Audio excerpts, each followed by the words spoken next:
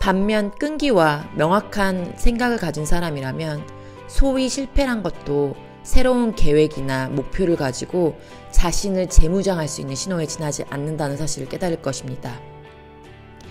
대다수의 실패자들은 스스로가 마음속에 심어놓은 한계 때문에 실패합니다. 대다수의 실패자들은 스스로가 마음속에 심어놓은 한계 때문에 실패합니다. 당신에게 최악의 적은 당신 자신이 아닌가요?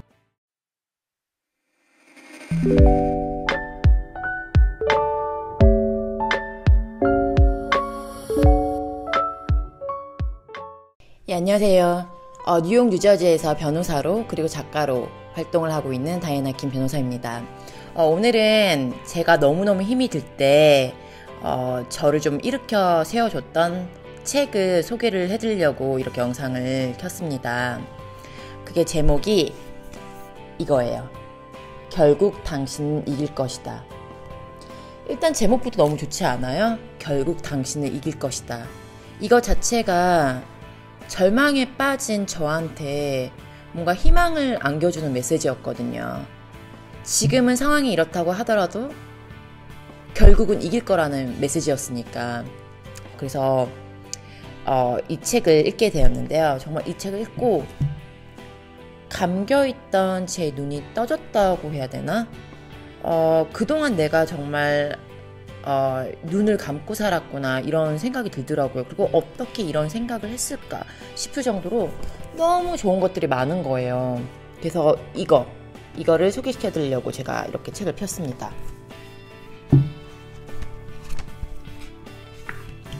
여기에는 너무 주옥 같은 문장들이 너무 많아가지고 어떤 거를 읽어드려야 할지 정말 고민이 될 정도거든요. 그리고 이 책 같은 경우에는 좀 충격적인 그런 얘기들이 되게 많아요.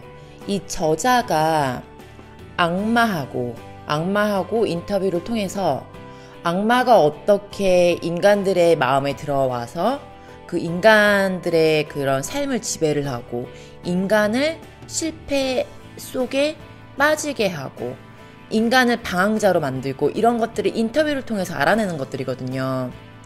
그러다 보니까 그때 시대, 이게 1930년도 이쪽 그때 이렇게 쓰여지긴 했는데 이게 출간되는 것까지는 75년이 걸렸대요.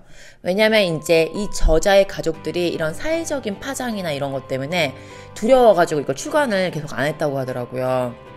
그리고 정말 내용들이 되게 적나라해요.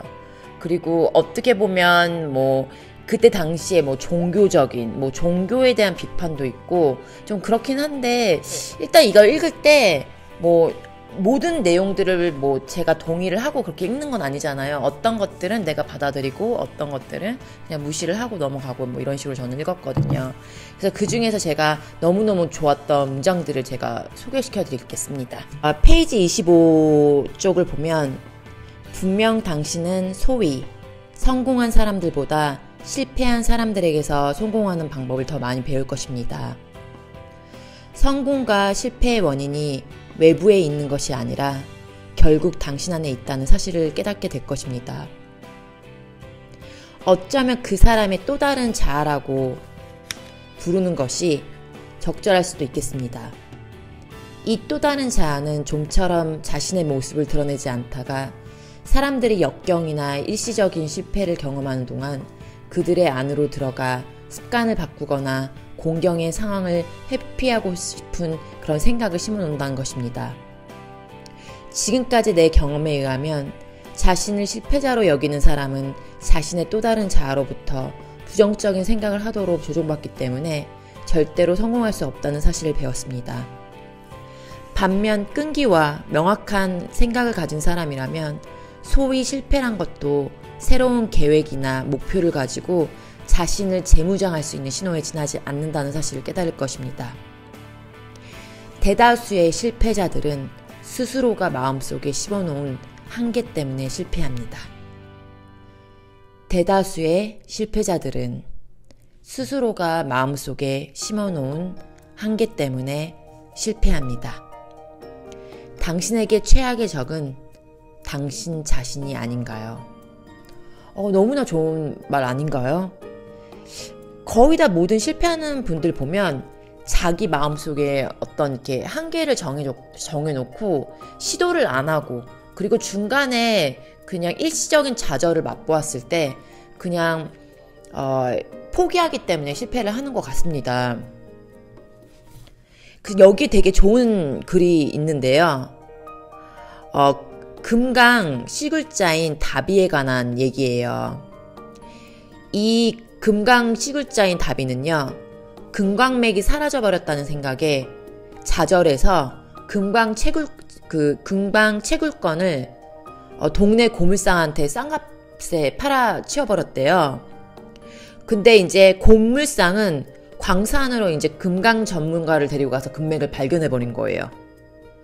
이 금강 채굴권을 판 다비가 1m, 딱 1m만 더 파내려갔으면 찾을 수도 있었던 거였거든요.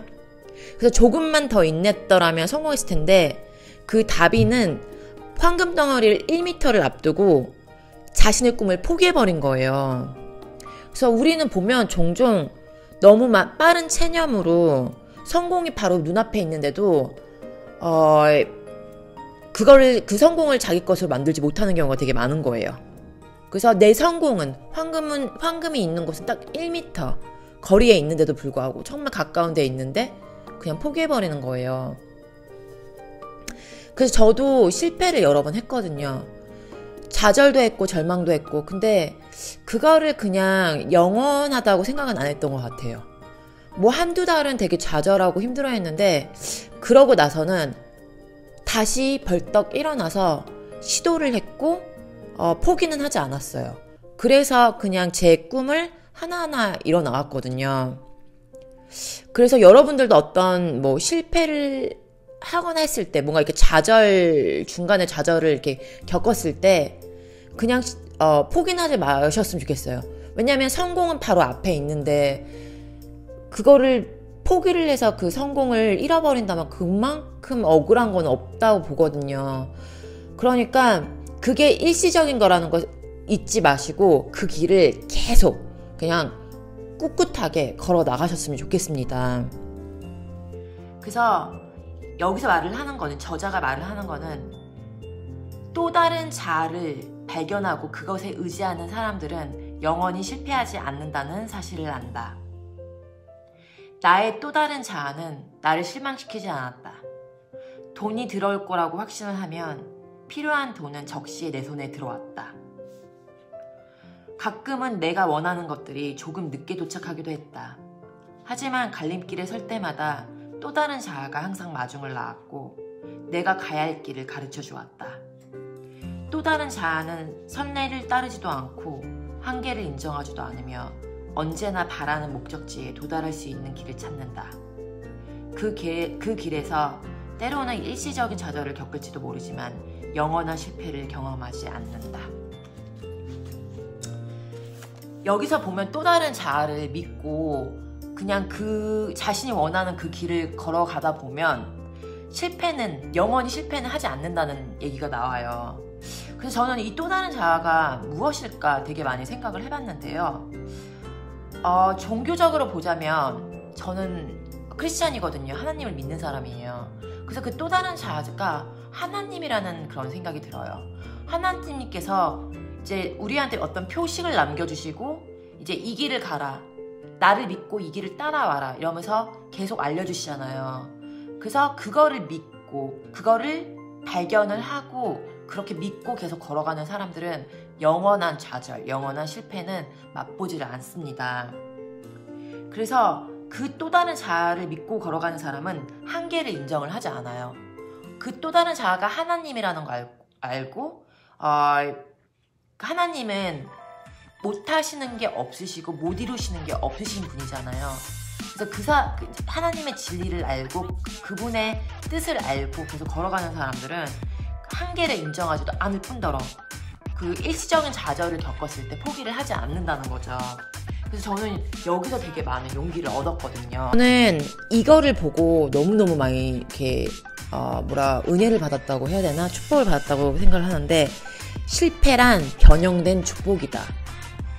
그래서 다른 어떻게 말하면 이제 좌절, 고난, 시련은 변형된 하나님의 축복이라고도 볼 수 있는 거잖아요. 여기서 나오는 거는 겉으로 보기에 아무리 어려워 보여도 모든 적법한 문제에는 반드시 해결 방법이 있다. 겉으로 보기에 아무리 어려워 보여도 모든 적법한 문제에는 반드시 해결 방법이 있다. 거세게 몰아치는 폭풍 속에 있을 때에는 이러한 개념을 인정하기 힘들지만 모든 것이 지나가고 나면 진실이었음이 밝혀진다. 그뿐만 아니라 일시적인 좌절과 모든 실패, 온갖 형태의 불행이 닥쳐올 때는 그에 상응하는 이로움의 씨앗도 함께 따라온다는 사실도 깨달았다. 실패란 변형된 축복이다. 그 실패에서는 그에 상응하는 이로움의 씨앗이 있다는 거예요. 우리는 실패를 통해 가지고 거기서 그냥 무너지고 그냥 끝나는 게 아니고 그 경험을 통해서 배울 수 있는 게 너무 많고 우리가 성장할 수 있는 그런 기회가 더 많이 생기는 거거든요. 그래서 그 거센 파도를 지나올 때는 그런 거에 대한 깨달음이 없어요. 근데 그걸 지나오고 난 후에는 그게 진실이었음이 밝혀져요. 그래서 저도 되게 많은 실패를 했고 고비를 많이 넘겨왔잖아요. 근데 그때 당시에는 아무것도 귀에 들리지도 않고 눈에 들어오지도 않아요. 이 시련도 금방 지나갈 수 있다는 것도 머리로는 이해는 되는데 마음으로는 이해가 되지 않고 계속 하나님한테 원망만 되고 왜 나한테 이런 시련만 닥치는지 되게 많이 힘들었거든요. 그런데 지금 생각해보면 그걸 통해 가지고 제가 많이 성장을 했고 제가 한 뼘, 두 뼘, 세 뼘 그렇게 차근차근 커나갈 수 있는 그런 기회였던 걸로 생각이 들어요. 그리고 제 꿈을 발견을 할 수 있는 그런 되게 소중한 시간이었고요. 페이지 69쪽에 보면 이런 게 나와요. 과거의 모든 위대한 지도자들 역시 성공에 이르기까지 역경에 시달리고 일시적인 좌절을 경험했다.